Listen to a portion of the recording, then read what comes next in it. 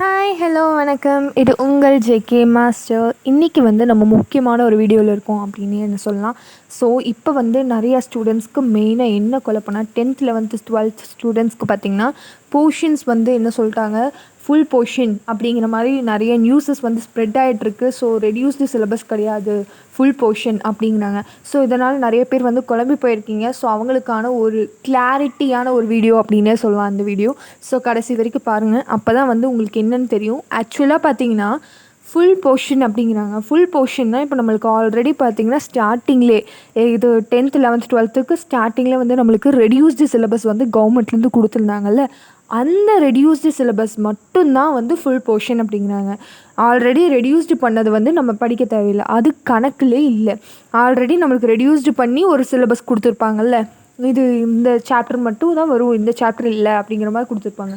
So அதில் full portion இது வரைக்கும் நடத்தாத சாப்டர்ஸ்லேருந்து வராது அப்படின்றாங்க. அதாவது அந்த ரெடியூஸ்டு சிலபஸை தான் அவங்க சொல்லியிருக்காங்க. நிறையா சேனல்ஸ் நம்மளுக்கு சொன்னது என்னென்னா, எடுக்காதது இப்போ இந்த ரெடியூஸ்டு சிலபஸ்லேயே எடுக்காததெல்லாம் இருக்கும்ல, அதெல்லாமே வராது அப்படிங்கிற மாதிரி சொன்னாங்க. பட் ஆனால் அது தப்பு. என்னென்னா இப்போ கொடுத்துருக்க அந்த ரெடியூஸ்டு சிலபஸில் என்ன இருக்கோ, நம்ம ஆல்ரெடி வீடியோ போட்டிருப்போம், ரெடியூஸ்டு சிலபஸ் ஆல்ரெடி போட்டிருப்போம்ல.